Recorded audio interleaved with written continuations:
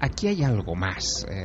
Lo que subraya el doctor Alexander, y que es muy importante que nuestros oyentes interioricen esta noche, es que él sabe, por las mediciones médicas, por lo que él ha hablado al despertar con los colegas que le han atendido en lo que parecía que iba a ser su lecho de muerte, él sabe que su cerebro estaba desconectado, es decir, que la actividad cortical del cerebro, la que marca, en fin, todos los impulsos biológicos, está a cero, no hay impulsos eléctricos, los instrumentales no detectan nada durante mucho tiempo, durante esos 7 días que dura el coma. Por eso le iban a desconectar. Exactamente. A los 7 días, porque no había... Le iban a desconectar. Sí, totalmente, no había ningún tipo de reacción. Pero lo que a él le deja anonadado es que en ese periodo de muerte cerebral, él esté viviendo todas esas experiencias. ¿Dónde está? Claro.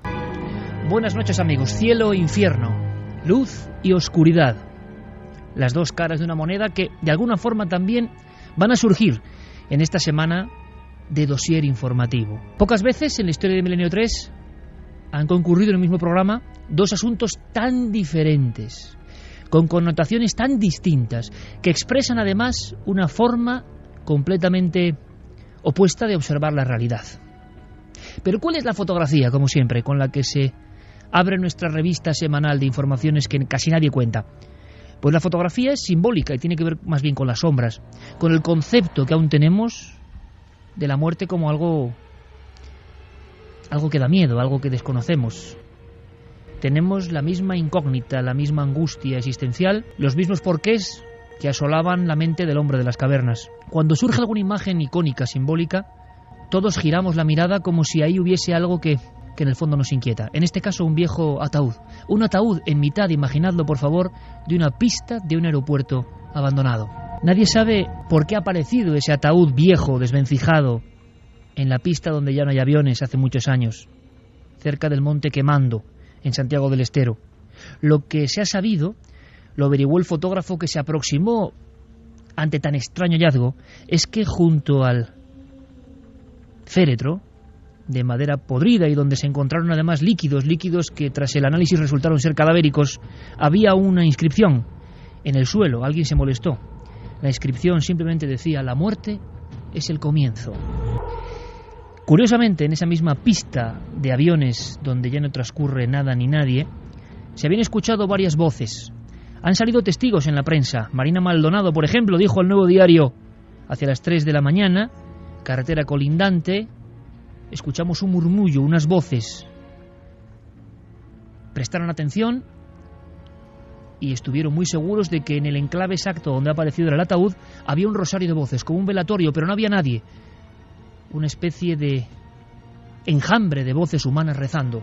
Otros testigos, a raíz del extraño, casual y simbólico hallazgo de ese ataúd en mitad de la pista, aseguran que en los últimos días se habían visto un potente foco. Ya no había ningún tipo de tránsito allí, un potente foco que venía del fondo de esa especie de gran calzada ancha que se pierde en la espesura. Esa luz hacía determinados giros y uno de los testigos explicaba a la prensa ayer mismo: la hemos bautizado con un nombre que les va a sonar a los amigos de Milenio 3. La hemos bautizado como luz mala. Varias personas han observado una sombra, una en concreto. El último testimonio, a raíz de este lugar tan especial, este lugar fotográfico que nos reconcilia o nos espanta con el eterno miedo al más allá, decía así: vimos una sombra negra que caminaba hacia nosotros por el centro de la pista. Cuando prendí la luz del auto, observamos que era una mujer. Se tapó la cara. Tenía un vestido antiguo, como de fiesta, color negro. Parecía llevar una gargantilla que destelleaba. La imagen pasó junto al auto y se perdió en medio del monte. Prácticamente a las 24 horas, como una señal, ese ataúd, perdido. Ese ataúd tan perdido como estamos nosotros, seres humanos, ante el enigma eterno. Solo esas dos certezas en nuestra existencia. Da igual la riqueza, da igual el éxito, la popularidad o las desgracias. Sabemos que nacemos y que un día moriremos. Pero por fortuna, no todos son sombras en el programa de esta noche. Milenio 3, Cadena SER. El cielo como concepto. Los persas aqueménidas, citados varias veces aquí, creían que el cielo era un lugar donde había mucha caza, una caza inacabable. Otras culturas y otras creencias hablan de un espacio etéreo con una gran luminosidad y donde uno vuelve a encontrarse, vuelve a unirse con el principio del todo, con la divinidad, Como decíamos, la ciencia nos ha ido desterrando esa idea del cielo como lugar, más como concepto donde pueden ocurrir cosas increíbles. ¿Cómo es posible que esta revista publique el cielo es real? ¿Qué ha pasado? Hay que conocer en una ficha al protagonista de esta historia, un científico escéptico que sigue siendo científico pero que ya no es escéptico. Sería imposible comentar todo su currículum, Miquel, porque son más de 15 páginas entre premios que ha obtenido, cursos que ha realizado, charlas que ha dado por todo el mundo. Un neurocientífico de primer nivel mundial. Exactamente. Además viene de familia, porque como bien decía Javier antes, su padre ya era neurocientífico. Es el doctor Eben Alexander, neurocirujano en el Hospital General de Lynchburg, en Virginia. Había estudiado en la Harvard Medical School. Ha estado en innumerables hospitales, tanto de mujeres, solamente especializados en mujeres, como especializados en niños. Tiene detrás de sí una larguísima trayectoria y siempre se ha declarado escéptico con las experiencias que vivía la gente, porque decía que aquellas personas que han tenido una reducción de oxígeno en su cerebro pues podían vivir y ver toda serie de cosas, pero que siempre había una explicación científica. Claro, la eterna teoría, ¿verdad?, de la hipoxia, una falta de oxígeno en el cerebro provocaba el túnel, la luz y demás. Vale, ¿qué le ha pasado a este hombre? Pues nos tenemos que remontar al otoño de 2008. Un día se levanta con un terrible dolor de cabeza, según él describe. En pocas horas está en estado de coma en una de las habitaciones del hospital donde trabajaba. Sus compañeros le dan pocas esperanzas a la familia. Si lograba sobrevivir, se quedaría en estado vegetativo. Había contraído una meningitis bacteriana que había entrado en su líquido cefalorraquídeo y se estaba comiendo su cerebro literalmente.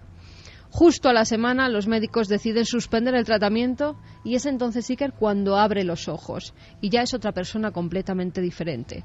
Su cuerpo seguía muerto, pero su cabeza estaba perfecta y ahora tenía que asumir la experiencia que había vivido. ¿Qué le había pasado al médico escéptico, al investigador del cerebro que solo creía en lo material? ¿Qué le había pasado? Vamos escuchándole. Vamos a oír cómo durante meses está luchando entre su mente escéptica y la vivencia que tiene. Antes del coma siempre había estado muy seguro de cómo interactuaban la mente y el cerebro, y estaba muy claro en ese terreno que era el cerebro el que te daba la conciencia y demás, y que cuando el cerebro muere, la mente, el alma y la conciencia se van con él. Estaba claro. Ahora, después de pasar por el coma, puedo asegurarte que eso es completamente incorrecto y que la mente y la conciencia no dependen del cerebro. Santiago y Javi han hecho un gesto al escuchar al doctor Alexander, al unísono además, de una gran expresividad, diciendo, caramba, vaya bomba. Vamos a escuchar su historia y ahora opinamos. Y con vuestra opinión también fundamental. Seguimos hurgando, nunca mejor dicho, en la memoria de este científico. Él durante mucho tiempo está pensando en esa experiencia que ha vivido. Recordaba un lugar con muchas nubes, como muy esponjosas, entre blancas y rosáceas. Además, él decía que destacaban sobre un cielo muy azul, un azul intenso, casi negro en ocasiones. Por encima de las nubes, él asegura ver unos seres transparentes y brillantes que dejaban como una especie de estelas detrás de ellos. Asegura que ni las palabras ángeles o pájaros pueden describir la belleza de estos seres.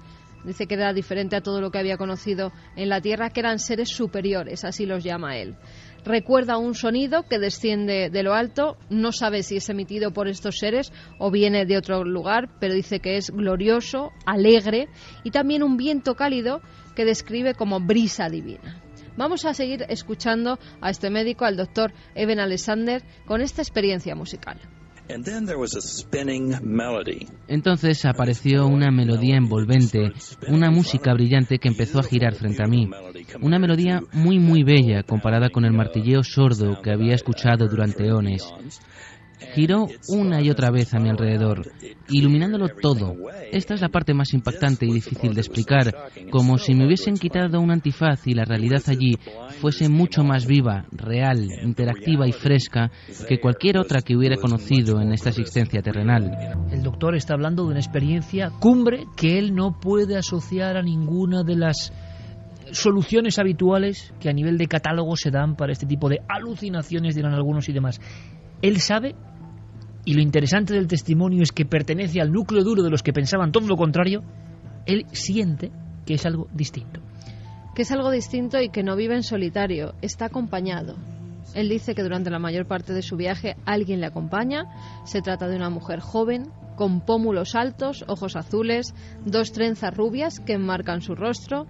Dice que vestía un traje como si fuera de campesina, en tonos pastel, azules claros, melocotón, que volaban juntos en una especie de superficie que parecía un ala de mariposa y que además estaban rodeados de mariposas continuamente, que era un ser tan hermoso que asegura que solo por ser mirado por ella 5 segundos hubiera valido la pena vivir.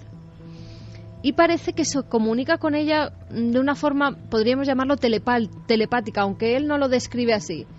Ella le da una serie de mensajes que se quedan en su mente. Escuchamos cuáles son esos mensajes. Y estaba allí, junto a una presencia divina y un orbe de luz brillante. Puedo decirte que el tiempo allí es totalmente diferente a nuestro concepto.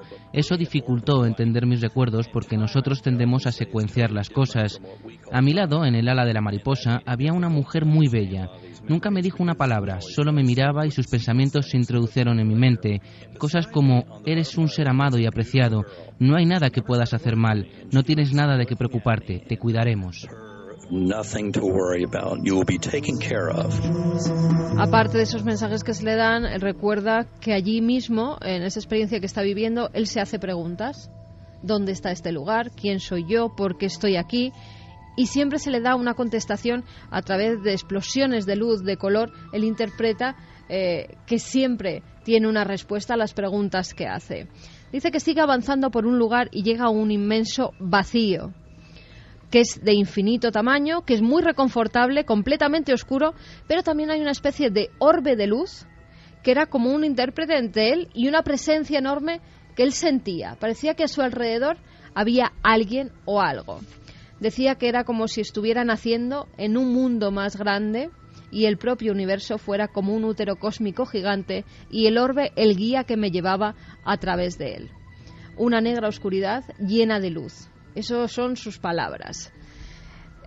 Cuando meses después ya está más recuperado, él que era católico, aunque decía que no sabía el sentido de su catolicismo porque tampoco es que creyera en Dios como una divinidad, en Jesucristo. Era una forma pues de creer en algo, pero él mismo decía que se autoengañaba porque sabía que no había nada más.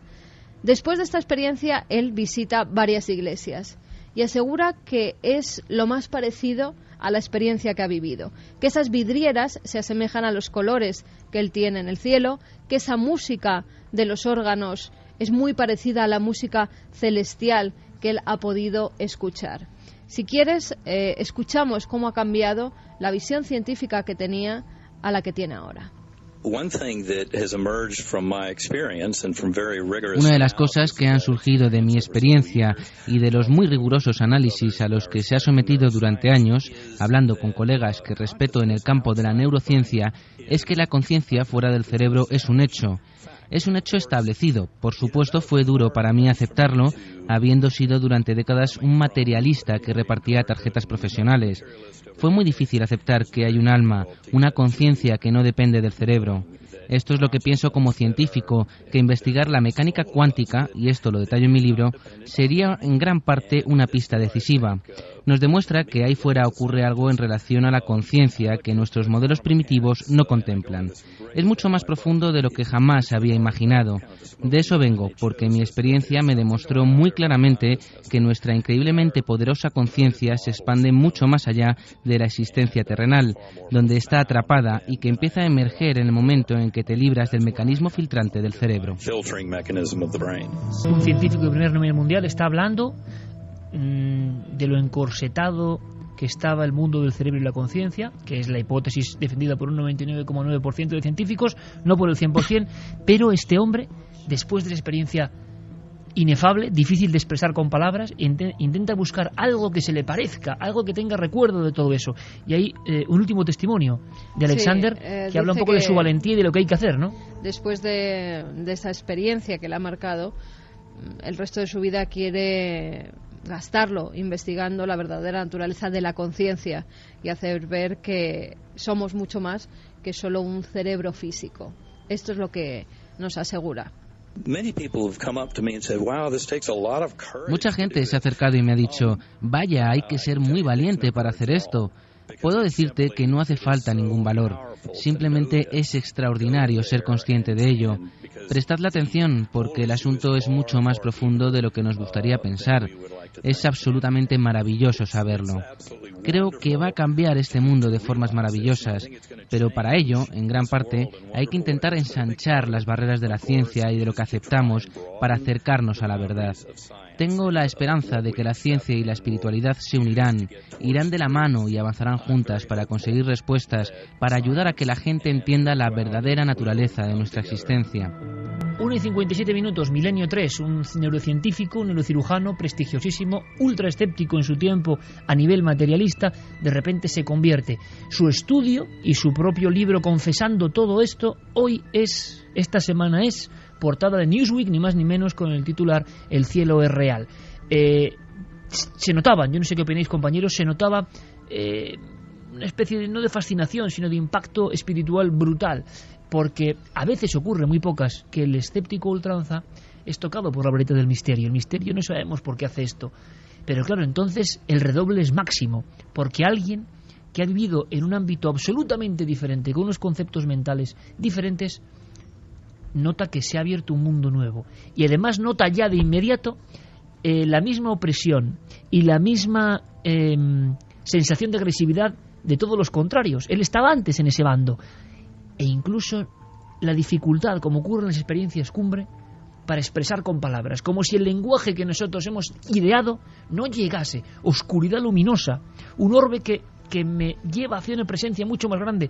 El lenguaje se queda corto ante la experiencia trascendente.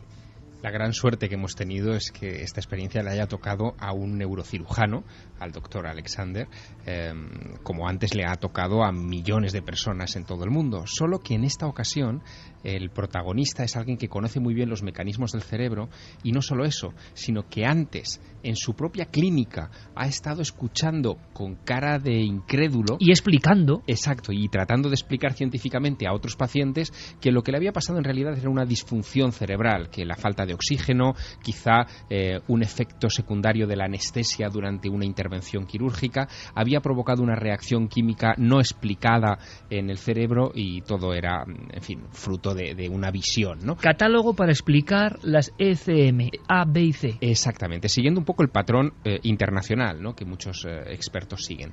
Pero aquí hay algo más.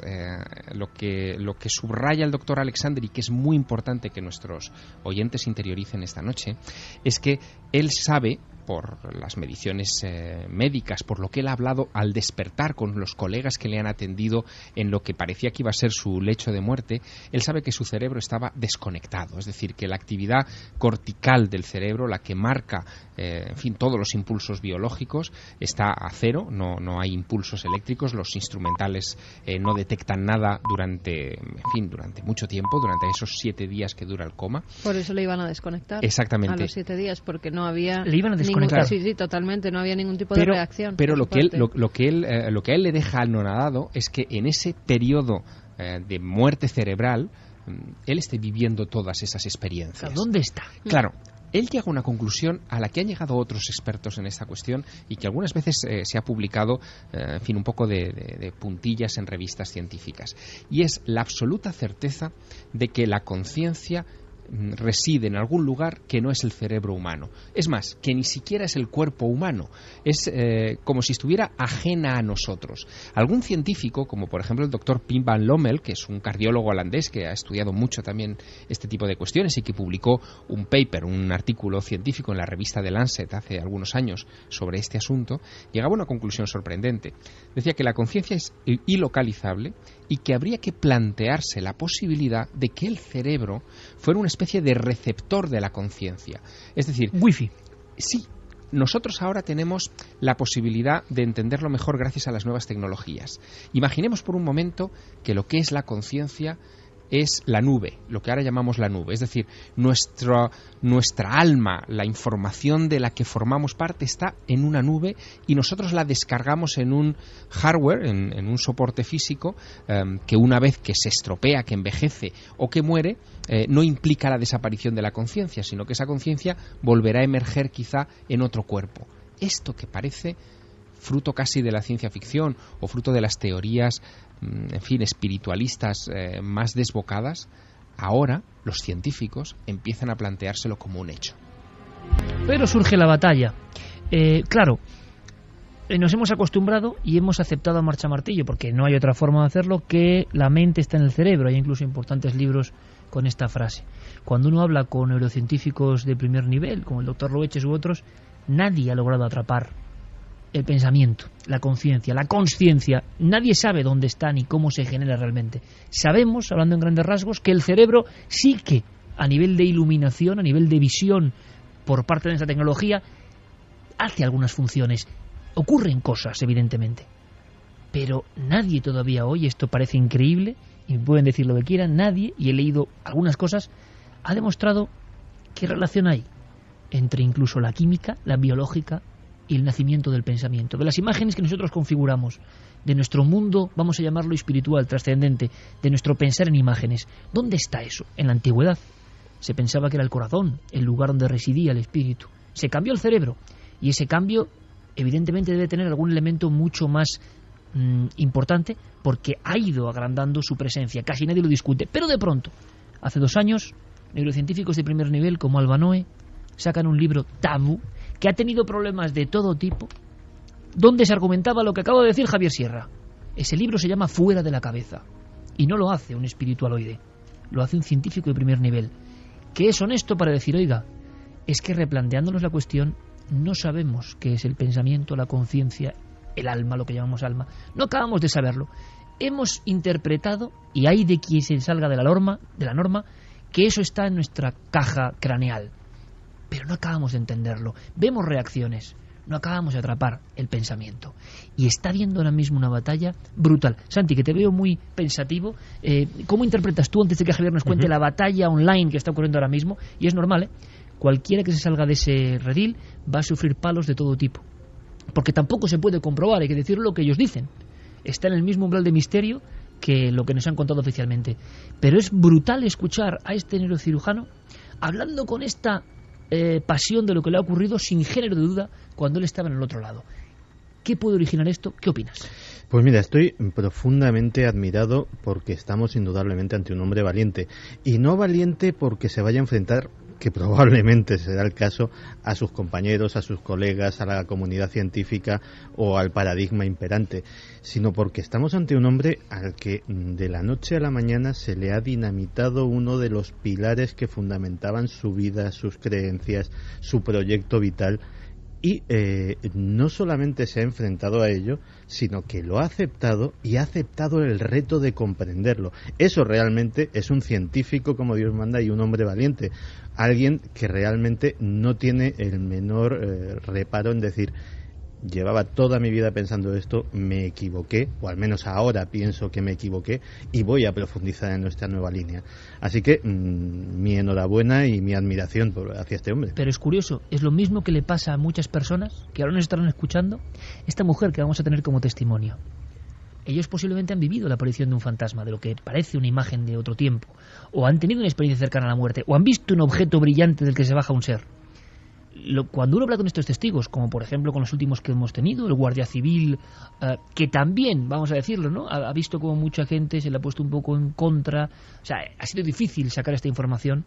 Es como un sarpullido, la reacción es como un sarpullido del materialismo, de lo oficialmente correcto, de que nadie salga de la senda. Entonces, incluso se responde al unísono, como está ocurriendo ahora con este cirujano, claro, con este neurocirujano. Pero yo he detectado, y por ejemplo, sé que muchos de los que estamos en la mesa nos pasa lo mismo, esa ruptura de parámetros, ese que se te caiga el castillo de naipes con el que has construido tu concepción de la realidad, le pasa al testigo del misterio, no solo de la experiencia cercana a la muerte. El que ha visto un fantasma, y yo no sé qué son, pero el que lo ha visto, cuando te lo cuenta de verdad, de corazón, te das cuenta que es un hombre que una mujer que ha perdido el rumbo vital y que tiene que asirse a otra cosa porque ha visto algo muy claro y no le convence lo que le dice el psiquiatra, una alucinación, no le convence la explicación de prospecto sencillo con la cual intentan aliviarle, porque él ha tenido acceso a ese otro lado inefable, lo ha visto en cierto momento y se ha impregnado de él, y entonces no sabe ni cómo explicarlo. Si lo veis en muchos testimonios, esa dificultad para explicar cómo era muy parecido a lo que contaba este doctor. Esa oscuridad luminosa, esa presencia de un ser que no sabemos qué es, se han enfrentado, han estado unos segundos en otro lado. Solo hay una diferencia, Iker, en el caso de las experiencias cercanas a la muerte, y es que se suelen estudiar siempre en uno de los ámbitos que, en fin, en el último siglo y medio, 2 siglos, se ha convertido casi en el adalid del materialismo. La medicina ha tratado de alejarse de sus predecesores, que eran los brujos, los chamanes, los visionarios, en fin, aquellos que eran los que ejercían la sanación del cuerpo, pero también del alma en las culturas antiguas. Sorprendentemente, nuestra medicina ha renunciado a la sanación del alma. Y en parte es normal, Javier, hay que entenderlo, porque tampoco se puede medir ni controlar. Claro, pero en este caso, que una bomba de relojería de este calibre estalle dentro de un ámbito tan materialista justifica quizá toda esta reacción que se está viviendo en estos momentos. Fíjate, por revisar un poco titulares que en estos momentos se están imprimiendo en las portadas de muchos periódicos del mundo, ¿no? The Globe and the Mail, que es el periódico más importante de Canadá, sacaba hace unos días un titular de portada que decía Heaven or Hallucination, es decir, cielo o alucinación, en referencia a este asunto. O el Daily Mail, periódico importantísimo en el Reino Unido, se preguntaba en grandes letras de molde, ¿ha visto realmente este hombre el cielo? Porque desde la perspectiva de los cronistas de estos medios de comunicación, médicos todos ellos, los que han hecho los artículos o que han opinado sobre este tema, es inconcebible. Inconcebible, inaceptable. Exacto, que alguien pueda haber atravesado ese umbral de la muerte y diga que lo que ha visto, lo ha visto estando muerto sobre su cama en el hospital. Y ese prejuicio ocurre en todo. Yo no sé si el doctor Alexander ha visto el cielo o no, no sé si existe el cielo o no, no sé absolutamente nada, pero lo que ocurre es que las reacciones son muy curiosas y a mí me extrañan. Lo hemos comentado en alguna ocasión. En todos los ámbitos, cuando un experto toca de lleno con lo sagrado, se encuentra con un aluvión de mazazos que no saben ni de dónde vienen. Hay un caso que me impresionó y que contaba la semana pasada con nuestro amigo Daniel, el guardia civil. Era, no te preocupes, he conocido autoridades como Jean Cloch, presidente de la UNESCO del arte rupestre, aceptadísimo, ejemplo el doctor Alexander, libros fundamentales, adorado por todos los expertos de la paleontología, la pintura rupestre, la prehistoria, pero un día se da cuenta de que en el chamanismo, en los trances, en los viajes al otro lado, en esos saltos hacia otro lugar que no entendemos, ese lugar de luz, a veces de sombra, pero que siempre de luz, que se expresa en las cavernas, él cree que ahí está la clave del nacimiento del arte, y es nada, ¿eh? La clave, bueno, pues me decía Jean Cloch, nunca en mi vida la misma gente que me adoraba se convirtió como el poseído, que es endemoniado, y casi me querían matar. Me había convertido en un enemigo, había abierto una brecha, un abismo, para decir que el arte no tiene nada que ver con lo que creíamos. Yo mismo estaba rompiendo lo que creía, pero otros no están dispuestos a hacer ese esfuerzo y se ponen de frente. Iker, porque en este caso nos centramos en los paleontólogos, en el caso de las pinturas rupestres, o los médicos, en el caso de la medicina, se centran en los qués, es decir, en una visión muy descriptiva, muy superficial, muy materialista, y no se preguntan por los porqués. ¿Por qué se pintaba en las cuevas rupestres? ¿Qué utilidad en este caso espiritual, tenía para aquella gente que los pintaba o que se acercaba a ellas?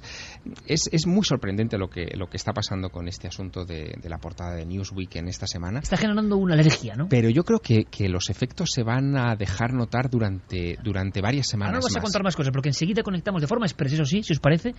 Vamos a escuchar vuestras opiniones, me interesa mucho saber qué opináis de esto.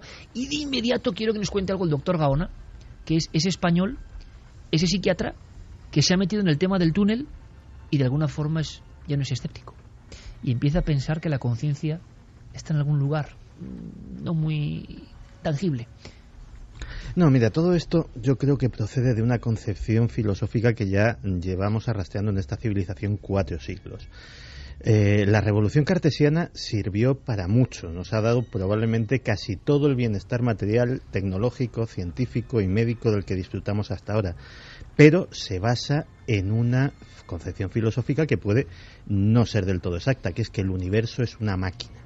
De hecho, cuando los primeros científicos de la época de Descartes hacían vivisecciones de perros, de gatos, de animales y oían sus quejidos, en realidad no estaban oyendo sus quejidos, estaban oyendo los engranajes de una máquina funcionando. Por eso no lo podían hacer con esa sangre fría, por eso se sigue haciendo con esa sangre fría.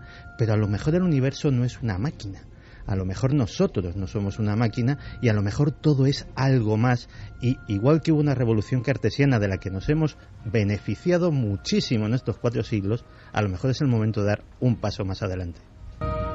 Muchos científicos lo están haciendo, un puñado por lo menos, ahondando en la gran y misteriosa conciencia, en eso que no acabamos de entender, como del Big Bang, como de la materia incandescente se ha acabado en la conciencia. ¿Dónde está el paso? ¿En qué momento? Es un enorme misterio y da la sensación de que retazos desdibujados, diapositivas que se encajan mal, se aparecen de vez en cuando para contarnos que no lo sabemos todo.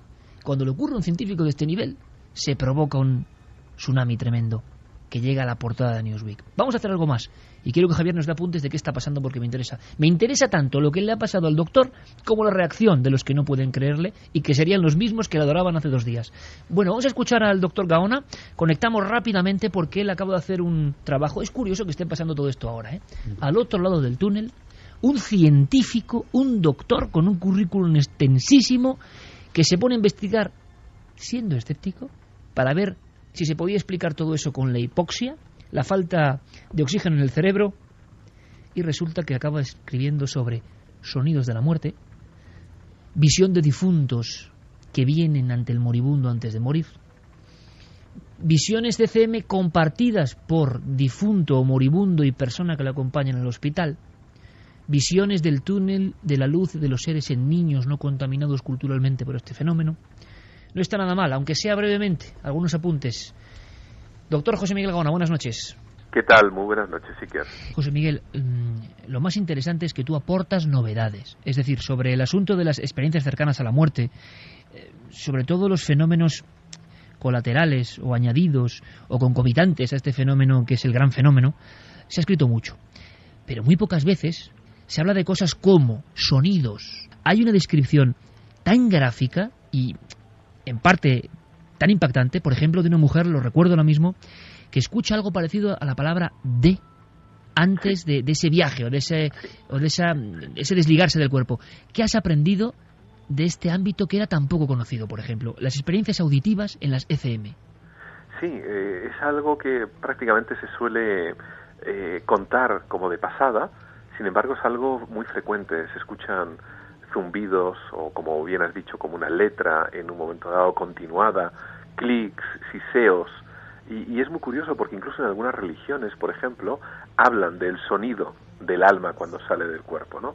Es decir, que casi todo este tipo de cuestiones se correlaciona con prácticamente todas las religiones que existen, hasta el punto que me he llegado a preguntar si quizá el proceso no haya sido inverso, es decir, otrora los tiempos, aquellas personas que tenían experiencias cercanas a la muerte, a través de contar sus historias y ser recogidas en un momento dado por personas espirituales de aquella época, pues dieron pábulo a crear esas raíces religiosas en los que se habla del más allá, del infierno, porque también, no quiero destripar las preguntas, por si acaso, pero hay experiencias que son negativas en algunos casos, afortunadamente minoritarios, ¿no? Pero no todo es cantar seres de luz y el bienestar. Este trabajo, al otro lado del túnel, un trabajo de investigación de un científico, de un doctor, como José Miguel Gaona, aporta además elementos, yo creo que muy poco habituales en esta bibliografía. Por ejemplo, visiones por parte de los familiares, no de las personas que están sufriendo el trance o la ECM, personas que están acompañando al moribundo y que se encuentran, y además hay una especie de hilo conductor o de columna vertebral de casos que se asemejan muchísimo, con fenómenos muy raros. Es también como un secreto a voces. Y en ocasiones, por ejemplo, me reuní hace relativamente poco, 2 o 3 meses, con una médico que está especializada justamente en el tratamiento de personas que se encuentran ya en un estado terminal, moribundas, en casa, y se acercó y me dijo: oye, Miguel, es que tengo que consultarte que casi todos mis pacientes, cuando se encuentran ya en los últimos días, en la última semana, siempre me relatan que otros familiares han venido a verles. Y todos sabemos que cuando eso ocurre, el fin ya se encuentra muy, muy cercano. Además, no solamente esto, sino que muchas personas, aparte de estas visitas que podemos tener, observar en estas personas que se acercan a nosotros, en ocasiones también la experiencia cercana a la muerte es compartida. Es decir, si estamos acompañando a alguien que se encuentra moribundo, hay personas, quizá por su especial sensibilidad, que llegan a compartir este tipo de visiones. ¿Sigue siendo válido el cambio vital en las personas que han sufrido una ECM? Sí, el cambio vital es, claro, es una experiencia mística, espiritual, diría yo, incluso extrema. Ahora, existen muchos mitos acerca de esta cuestión. Quizá el principal de ellos es, bueno, ya han perdido el miedo a la muerte. No. Es curioso. Cuando entrevistas a las personas que han tenido esta experiencia, lo que pierden es el miedo a la vida, no a la muerte. Y el miedo a la vida, que puede parecer en un momento sorprendente para algunos de nuestros oyentes, es algo muy, muy importante en casi todos nosotros. El miedo a la vida es lo que nos hace no arriesgar muchas veces. El miedo a la vida es lo que impide y el freno que en un momento dado castra nuestras aspiraciones, nuestros sueños, que casi todo el mundo tiene y por el que muchas veces nos conformamos con lo más inmediato, con lo más material. Por tanto, aquellas personas que pierden el miedo a la vida realmente reciben un don, no sé si decir del más allá, pero en cualquier caso la transformación espiritual es muy profunda. Sin embargo, se ha hablado también, y tú lo sabes mejor que nadie, de la contaminación cultural, de arquetipos que se han añadido a través precisamente del hombre que también te hace un prólogo, Raymond Moody, ni más ni menos, del hombre que cambió el concepto de la muerte en Occidente. Pero tú recoges, por ejemplo, experiencias muchas en niños que supuestamente no están contaminados por esos conceptos. Son las más valiosas, de hecho. Las experiencias en niños, he entrevistado pues en todos estos años que llevo preparando el libro, pues a unos cuantos, y hay muchos que son tremendamente sorprendentes. Es decir, evidentemente que se les puede entrevistar a partir de que pueden comenzar a verbalizar más o menos adecuadamente la experiencia, pero he visto niños de 4, 5 años, de 6 años, en los que han repetido también este tipo de dinámica, ¿no? El túnel, la luz, el encuentro. Y respecto a esto debo decir algo muy importante. Es decir, no son experiencias la mayor parte de las veces aisladas en cuanto a su dinámica de presentación. No es que solamente vean un túnel o una luz, sino que muchas de ellas recorren el ciclo completo. Por lo tanto, la pura explicación meramente fisiológica, en algunos casos al menos, la verdad queda desde mi punto de vista excluida. No sabemos exactamente qué es lo que sucede, pero de alguna manera estamos programados para vivir esto. Estamos hablando hasta este momento de esta entrevista un poco express, como hacemos ahora en Milenio 3, porque esto es plena actualidad de la fenomenología. Hay muchísimo más. Hay visiones parecidas a lo celestial, hay visiones que son todo lo contrario, de cierta oscuridad. Hay todo tipo de elementos visuales, incluso premoniciones, en fin, todo lo que el oyente ya se imagina en torno al gran fenómeno.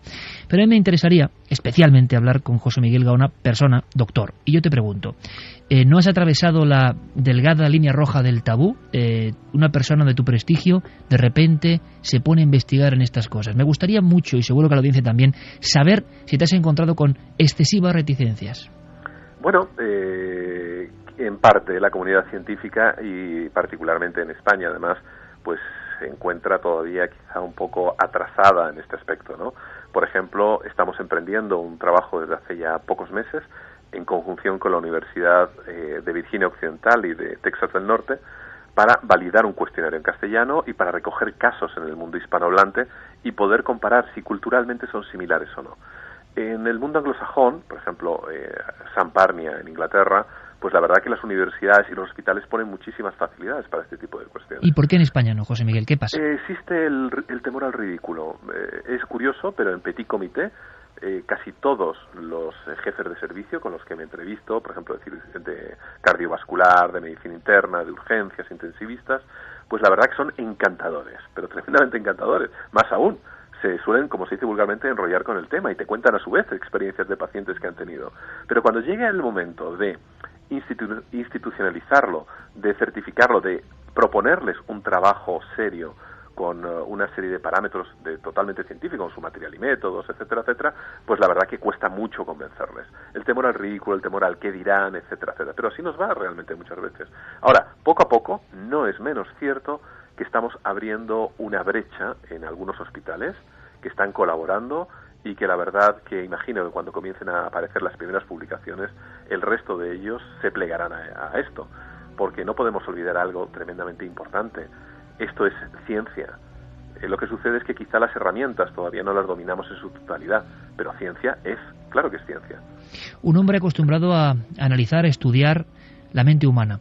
¿Has aprendido algo nuevo de la mente humana, de la consciencia, José Miguel, como cuentas en tu libro, gracias a esta experiencia vital, personal, de investigar desde dentro? ¿Se amplía tu abanico? ¿Te ha enseñado algo el túnel? Pues mira, debo de ser sincero, hasta hace relativamente pocos años era bastante más escéptico. Y paradójicamente, o contrario a lo que le sucede a otros investigadores, a medida que he ido conociendo más y más cosas, he sido más abierto, más elástico, he puesto en tela de juicio algunas de mis creencias antiguas respecto a este tipo de cuestiones. Por lo tanto, sí que me ha aportado a nivel personal en la construcción del universo. Creo que es un tema apasionante. Respecto a la consciencia, puede parecer mentira, pero incluso los mayores neurofisiólogos de hoy en día, hace 3 meses entrevisté al director de la revista Cortex, de la Cátedra de Edimburgo, es la revista, de mayor prestigio a nivel mundial, no podemos explicar todavía dónde está la conciencia. Más aún, ciertos investigadores también de primera línea están comenzando a plantear si acaso la conciencia pudiera utilizar el cerebro como soporte, pero de alguna manera tener algún tipo de entidad por la cual pudiera de alguna manera, utilizando ese cerebro como soporte, tener algún tipo de autonomía. El doctor José Miguel Gaona, por tanto, después de esta experiencia, de este trabajo en Proyecto Túnel, de esta publicación, de estos casos, ¿está más próximo al concepto misterio que antes? Sí, sin lugar a dudas. El misterio es la última frontera. Todos conocemos montones de cuestiones desde el punto de vista de la psiquiatría, la neurofisiología va creciendo y yo creo que quiero romper una lanza a favor de la ciencia. Muchas veces en Proyecto Túnel, en muchísimos dos foros, se habla de cómo la ciencia no puede explicar este tipo de cuestiones. Yo lo planteo al revés. La ciencia debe acabar explicando este tipo de cuestiones, porque quizá la realidad y lo que nos rodea es mucho más mágico de lo que nosotros nos creemos. Por lo tanto, quizá la ciencia también sea una de las herramientas, uno de los elementos que nos permita aproximarnos a este mundo que es más mágico de lo que cualquiera de nosotros nos podemos creer.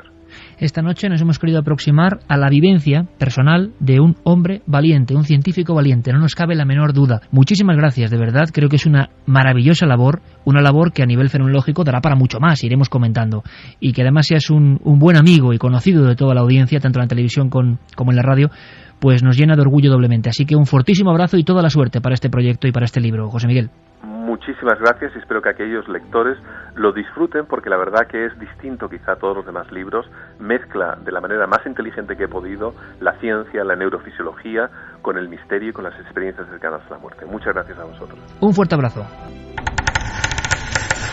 Milenio 3. Detrás del misterio. En busca de una respuesta.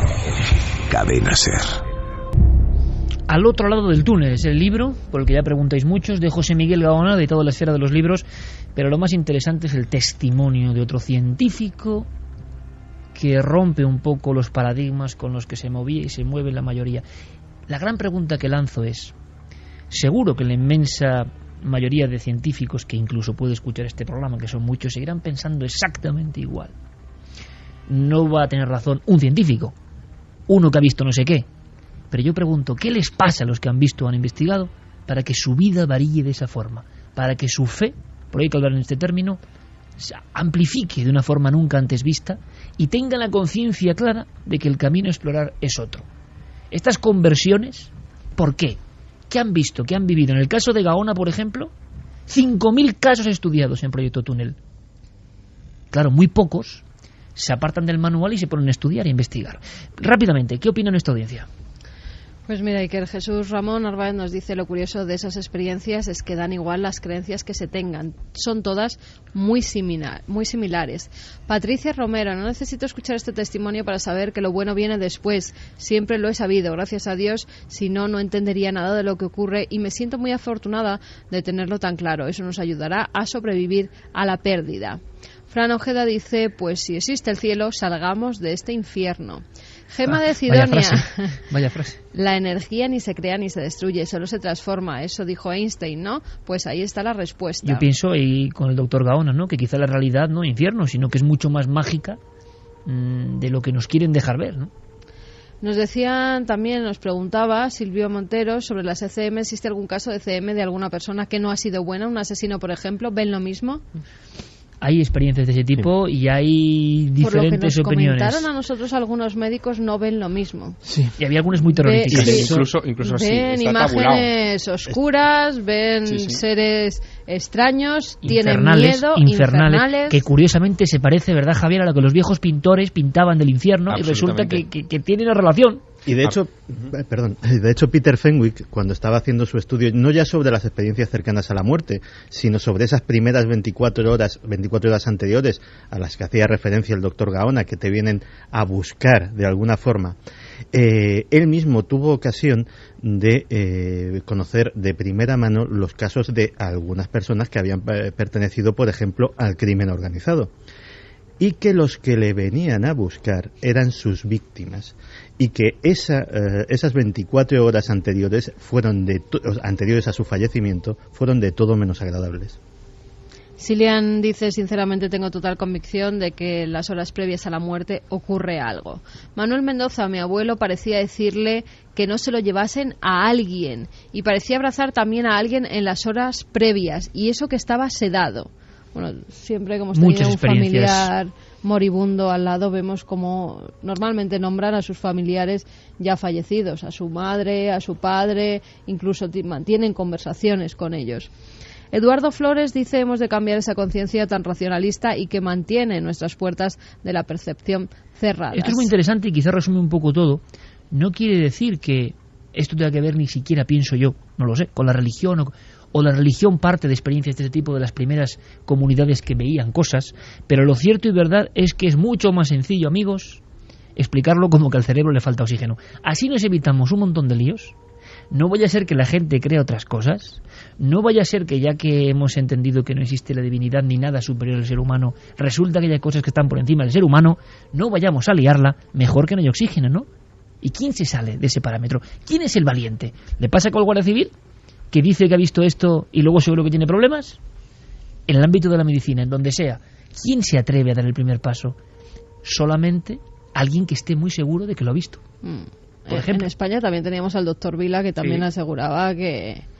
En mi opinión sincera, muy recomendable lo de Gaona, ¿eh? Lo de Gaona es un pedazo de estudio, ¿eh? Y fíjate, el doctor Vila fue el primero que nos habló de experiencias cercanas a la muerte en niños. Sí, señor. Que no están contaminados por lo que se dice en los medios de comunicación, por haber oído otras historias, y cuentan exactamente lo mismo. Lo que pintaba el Bosco, el círculo. Hay un estudio con niños que es muy sorprendente. Lo hizo hace ya unos cuantos años Melville Morse, un importante médico norteamericano. Ha habido escándalo además con esto, ¿no? Ha habido escándalo recientemente, sí. Bueno, este médico hizo un estudio comparando 26 niños que tuvieron accidentes y como consecuencia de esos accidentes inesperados algún tipo de experiencia de coma, etcétera, con 128 niños enfermos crónicos a los que habitualmente se les suministraban drogas e incluso ventilación asistida. Lo que él pretendía es, cogiendo esos dos núcleos de población, digamos, no susceptibles de estar contaminados culturalmente, ver hasta qué punto se producían experiencias cercanas a la muerte en esos ámbitos. Bueno, pues fue muy curioso el resultado, porque de los 26 niños que tuvieron ese tipo de accidentes y accesos de coma, 23 tuvieron experiencias cercanas a la muerte. 23. De los 128 niños que a veces tenían esos accesos de coma inducidos por drogas o por su ventilación asistida, ninguno tuvo experiencia cercana a la muerte. La conclusión a la que llegaba Melville Morse con esa comparativa científica, hecha con un protocolo científico, es que ni las drogas ni la hipoxia son los responsables de las experiencias cercanas a la muerte. Este hombre, hay que decirlo también, Javier, que ahora mismo está cumpliendo condena. Es una historia muy de novela negra. Sí, exactamente. La que hay de fondo. Saltó este verano la polémica. El pasado 12 de julio fue detenido por la policía de Delaware, acusado de un intento de asesinato a su hija de 11 años ante la presencia inerte, digamos, de su segunda mujer, de Pauline. Lo que ocurrió fue que los vecinos observaron un comportamiento extraño en el Dr. Morse.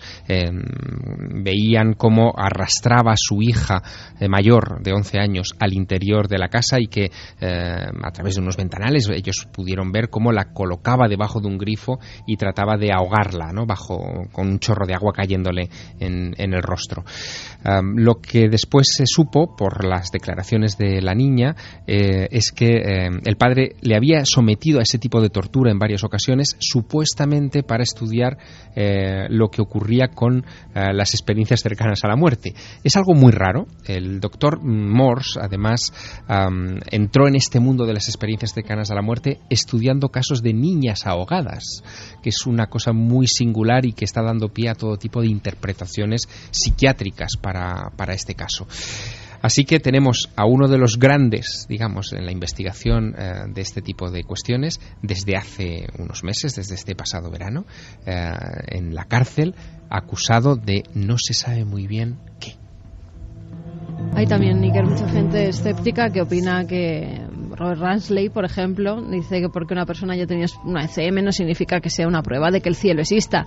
Las ECM tienen su explicación científica. Me sorprende que una revista seria como Newsweek haya publicado algo así. Pues es la portada de esta semana. Olvidamos lo que lo hace noticia, no es que alguien, por muy neurocirujano que haya sido, haya tenido una experiencia cercana a la muerte, sino que estaba monitorizado mientras la tenía y no tenía actividad cerebral ninguna. Eso es la auténtica noticia. Y luego otra más, que ese doctor había explicado muchísimos casos de ECM con el catálogo habitual, ¿no? Además, Newsweek no es la primera portada que dedica a las experiencias cercanas a la muerte. O sea que una persona científica que se lea esta revista, como él lo denomina, seria, tendría que saber además, que muchas veces ha dedicado otra cuestión, sus portadas a este tema. Nosotros no decimos que sea el cielo, lo dice Newsweek y desde luego es impactante porque la descripción que da es detalladísima y está ocurriendo ahora mismo. Ahora, Javier Sierra, que es escritor y novelista, digo, la realidad siempre supera cualquier ficción. Es increíble, lo acabas de contar.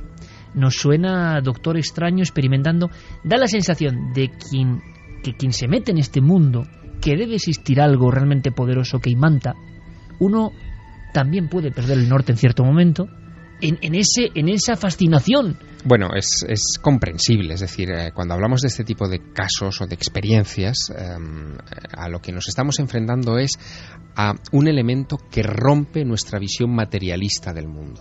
En una lectura incluso mucho más superficial, aparentemente más anecdótica, como por ejemplo las experiencias fuera del cuerpo, que se producen en tantas ocasiones en las experiencias cercanas a la muerte, cada vez que uno dice, yo es que he tenido la sensación de ver mi cuerpo desde fuera, visto desde una parte, como desde arriba, o me estaban operando bajo anestesia y yo vi a los cirujanos interviniéndome, cada vez que salía un caso de este tipo, inmediatamente trataba de ser rebatido como una alucinación, porque era como admitir algo tan tremendo como que no solo somos carne y hueso. Claro, y eso es una batalla brutal.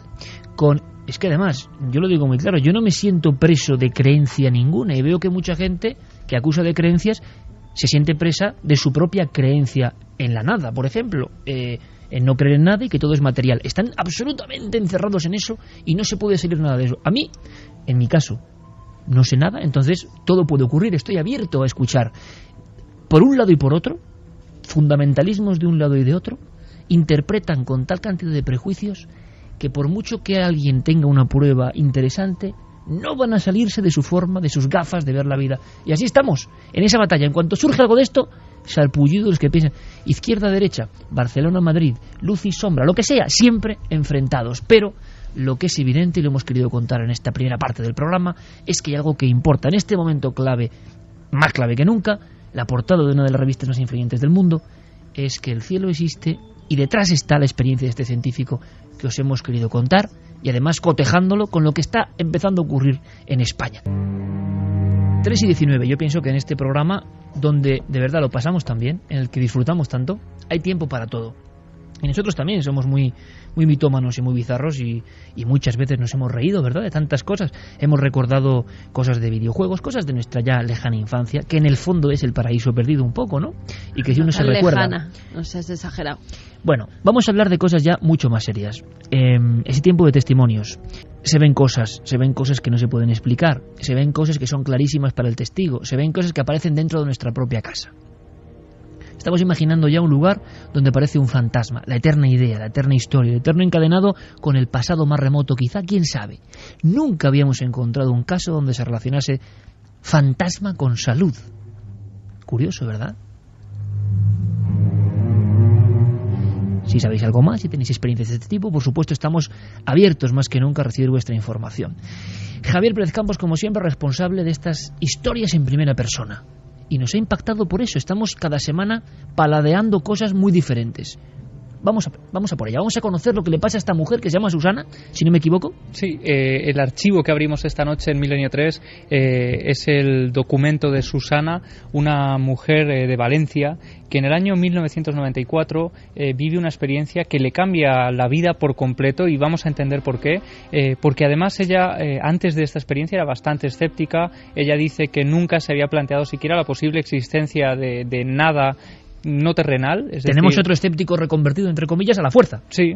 Además, ella considera que esta experiencia era casi como un golpetazo en toda la cara por este tipo de escepticismo, ¿no? Que a veces ya rozaba casi lo insano, digamos. Si quieres, vamos a escuchar a Susana. Ella estaba a finales de una tarde de ese 1994 en el sofá de su casa y de pronto recibe una visita inesperada. Estaba yo sola en casa, era por la tarde, y estaba sentada en uno de mis sillones favoritos. Estaba relajada totalmente, pero no estaba dormida. Entonces, ¿cuál es mi sorpresa? Que como a 3 metros de mí se hallaba la puerta de la cocina, y al mirar hacia ese lugar vi una señora de aproximadamente, es que era bastante alta, pues sobre 1,80 m o así. Digamos que tenía el cabello así ondulado, tenía el cabello gris sobre los hombros, y era muy vieja. Esto ocurre en un lugar aislado, en un piso moderno, en un sitio absolutamente normal, por lo que parece, ¿no? Sí, una Está vivienda... sola en cosa y de repente, ¡pum!, observa eso, que no ha entrado por ningún sitio, que se ha plantado ahí delante de ella como para decirle algo. Algo que parece además haber surgido de ninguna parte, es decir, ella no la ve siquiera entrar andando, simplemente la puerta se abre de repente y ella está allí mirándola fijamente. La describe además, y esto dice que le da bastante rabia, pero es la pura verdad. Dice que esta figura iba vestida con una especie de camisón blanco. ¿Rabia por qué? Pues porque dice que cuando ella cuenta esta experiencia y da el detalle del camisón blanco, la gente de su alrededor parece que se ríe porque ese arquetipo tópico, de fantasma, ¿no? Claro, ese tópico lo hace de esa visión algo pues que parezca fruto de su imaginación más que de la pura realidad. O sea, el arquetipo, la imagen absolutamente repetida 1000 veces de la mortaja, el sudario, el camisón, una mujer que aparece repentinamente y la puerta se abre. Sí. Esa mujer se limita a mirarla fijamente en un principio, además transmite tal impacto en Susana, tenemos que imaginarla completamente tranquila en el interior de su inmueble, cuando de repente aparece esa figura y ella se queda absolutamente inmóvil. Dice que es incapaz de mover un solo músculo de su cuerpo, que se queda paralizada por el terror que le produce esa figura, y en ese preciso instante la figura parece interactuar con ella. Entonces esta señora alargó su mano, me señaló, así como al pecho, me señaló sencillamente, se señaló ella en el pecho, se dio media vuelta y se fue por la puerta de la cocina. Entré en la cocina, allí no había nadie, y entonces yo lo que hice es, me entró tal pavor que salí, escopetada hacia la calle, y estuve pues toda la tarde dando vueltas por la calle pensando por qué, quién era esa señora, qué es lo que pasaba allí. Además entendemos perfectamente esa tribulación, ¿no? Porque ¿a dónde vas? ¿Llamas a la policía o qué haces cuando ha ocurrido una cosa absolutamente inexplicable? Y además, yo desde luego, yo no sé tú, Carmen, habéis escuchado en alguna ocasión, se toca un pecho y la señala. Ya esto de momento es lo que siempre estamos contando. Siempre hay una nueva historia. Pensábamos que lo habíamos escuchado todo y no habíamos escuchado todo. Resulta que hay un testimonio que nos cuenta una cosa que antes no aparecía en ningún catálogo, entre comillas. Es una señal, es el corazón. ¿Qué es? Seguimos. Ella además asegura, como está a escasos 3 metros de distancia de esa figura, que esa mujer que aparece de repente en medio de la nada, del pasillo, y que parece surgir de la nada, señala también hacia su pecho. Se toca su pecho y señala al suyo una vez más. Ella, en un principio, no le da... imagino que por cuestiones del miedo que está pasando en ese momento, no entiende muy bien qué es lo que le quiere decir. Finalmente, ella se marcha de su casa, se encuentra a su marido horas más tarde en la calle, le explica, presa del pánico aún. Que no quiere subir a casa por eso. Claro, porque por lo que ha vivido, y se lo cuenta. Además, tenemos que imaginar cómo se queda esa otra persona cuando le están contando todo ello, precisamente una persona que no creía en absolutamente nada de todo esto, y se lo cuenta. A mí me comentaba que se le ponía el vello de punta aún cuando lo estaba recordando, después de haber pasado tantos años de la experiencia. Y entonces, 2 días más tarde, Iker, esta persona recuerda, en medio de una escena absolutamente cotidiana, algo que la deja completamente helada. Unos meses antes, las mujeres a veces nos suele pasar eso, pues nos notamos algo que no va bien. En mi caso fue un bulto en el pecho izquierdo, que además se hizo más grande, y por el que yo tenía miedo, pero yo soy muy patidora, muy sufridora, que decimos por aquí, y no se lo había dicho a nadie. Y sin embargo sí que había tenido cita con el doctor. Y bueno, no me preocupaba excesivamente, pero eso estaba ahí. Entonces aquí viene el quid de la cuestión. Y es cuando yo, un par de días después de ocurrirme esta aparición, me meto en la ducha y descubro que el bulto ha desaparecido. Ella relaciona ambos hechos, cómo esa mujer, esa aparición, esa imaginación, esa alucinación, ese lo que queráis que sea, señala su pecho. Y fíjate, viendo esto dices, alguien podría pensar en que es una propia creación, ¿no?, del inconsciente, pero claro, es muy difícil. Eso en el ámbito más científico, ¿no? Un egregor, una angustia, un miedo, un terror, llega a ser tan potente que llegas a concentrarlo delante de ti. Hombre, no debe ser muy habitual, con ese nivel de detalle, ¿no? Y sobre todo no sé cómo se puede abrir una puerta. Pero se señala el pecho y se lo dice a ella, y ella de inmediato, imagino que en ese momento ya saltan todas las alarmas. Pero ese acontecimiento ha sido más beneficioso que terrorífico. Al final, por fortuna, desde luego, este acontecimiento, como dices, es más beneficioso que negativo. Pero ella, desde luego, no da crédito a lo que está ocurriendo, porque este bulto que le había aparecido hacía unos meses no había remitido en ningún momento. Y de repente, desde que tiene esa visión que precisamente señala su pecho y el suyo propio, pues al cabo de 2 días desaparece por completo. No es decir que parece que se ha bajado, lo verifica que no lo médicamente. Nota. Claro, es que ya no está allí simplemente de un día para otro. Así que ella, después de darle muchas vueltas, después de pensarlo con esa mentalidad absolutamente científica que ella tenía y de racionalizar absolutamente todo, llega a una conclusión que desde luego nos deja alucinados. Mi sorpresa fue muy grande, primero porque lo llevaba ya tiempo y de un día para otro pues eso no se deshace. Y en segundo lugar porque en ese momento me vino como un flash a la mente la señora esta que yo había visto en la puerta de la cocina, ¿vale? Y entonces esos gestos que yo no entendí ni les di importancia ni sabía lo que significaban, te señalo a ti en el pecho, me señalo yo, me doy una vuelta y me voy, les di su sentido. Comprendí que me había señalado, me había quitado el mal y se lo había llevado a ella. 3 y 28 minutos, qué final, ¿eh? Lo repito, yo estoy absolutamente agradecido, tanto en la radio, en Milenio 3, como en Cuarto Milenio, porque nos estáis dando, todos vosotros, que muchos compartís ambos programas, una auténtica lección. Primero, porque gracias a vuestra amabilidad y a poder descerrajar los secretos que tantos llevamos consigo y que es difícil compartir con los demás, son experiencias a veces que quedan en el ámbito familiar, estáis perdiendo el temor. Bueno, siempre habéis sido muy valientes, ¿no? Pero está ocurriendo algo a raíz del gabinete de expertos de la tele y también de los testimonios en la radio, y percibimos que más allá de pasar un rato sobrecogedor o emocionante, hay algo de fondo más importante y más interesante. Estamos compartiendo entre todos un momento en que salta la espita y que la gente habla valientemente sin temor. Y no solo es el ejemplo del guardia civil ya célebre con su expediente X y su valentía. En cada familia, en cada provincia, hay secretos e historias que no se han contado porque hay mucha sorna y mucha guasa y mucho jiji jaja de los listos. Entonces, claro, ¿cómo vas a contarlo si todo van a ser problemas? Estamos detectando eso. Hay un cambio de conciencia.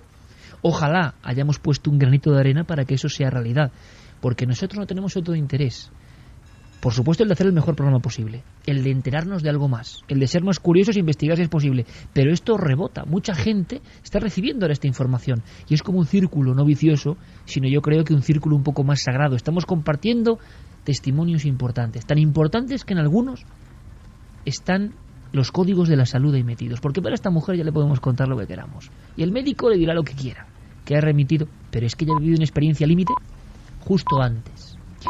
Y encima ya aparece el arquetipo, la realidad de la abuela, que la conexión de la abuela es muy potente y siempre ha estado ahí en todas las culturas, como una gran madre, le viene el nombre, que se aparece, o que da un mensaje, o que da una señal, o que tutela.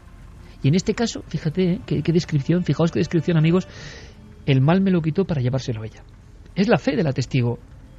Pero es curiosísimo, no habíamos encontrado, si sabéis de algún caso, nosotros desde luego mirando en nuestros archivos no habíamos encontrado un caso de aparición que se solventase con una mejoría de salud a ese nivel. Yo le recordaba a Javier, digo, vamos a intentar hacer una búsqueda. Recordaba un caso terrorífico, porque lo era, en el año 73 en la Pampa de Argentina, pues muy cerca de donde hemos empezado esta noche con la foto del ataúd en mitad de la pista de aterrizaje abandonada. No muy lejos de allí, el típico gaucho, pampero, solitario en una caseta tantas noches, 80 y pico años, y observa una luminaria. Él lo interpreta como algo casi angelical y aparecen dos seres, dos individuos entallados en un traje muy raro que parece que solo son troncos, que no tienen piernas. Está delante de ellos, ese resplandor le ilumina por completo. Los investigadores estaban alucinados porque este hombre, octogenario, le habían salido dientes nuevos, había sufrido una especie de rejuvenecimiento de la piel impresionante. En vez del típico caso de quemazón, era al revés. Es un caso que quedó ahí en el limbo y este hombre creyó en la actitud benéfica de esos individuos, pero nunca en el aspecto de fantasma, que es algo que da mucho más miedo. Habíamos encontrado un hilazón con la salud de esta forma, ¿no? Los otros casos que hemos encontrado donde se han producido alteraciones un poco extrañas o misteriosas de la salud siempre tenían que ver pues con la divinidad, con apariciones marianas, Garabandal, por ejemplo, otros centros de peregrinaciones donde se han producido curaciones milagrosas de todo tipo de enfermedades. Claro, pero no una entidad que aparece además en el interior de tu casa, porque como decimos, en estos otros casos son peregrinaciones a lugares de poder, pero en tu casa que aparezca alguien que te señale. Y es que además hay un detalle bastante curioso de este caso, y es que Susana, en el momento en el que se produce esa aparición, no entiende muy bien tampoco quién es esa mujer, solo ve que es una mujer bastante alta, con la cara muy curtida, llena de arrugas y con un pelo pues bastante enredado. Finalmente, cuando unos días después cae en ese detalle y se da cuenta de que todo parece haber pasado y se para a pensar un poco en la experiencia detenidamente, ella empieza a caer en que esa figura que se le apareció en el interior de su casa se parecía bastante a su abuela, que precisamente había muerto solo escasos meses antes de esta experiencia.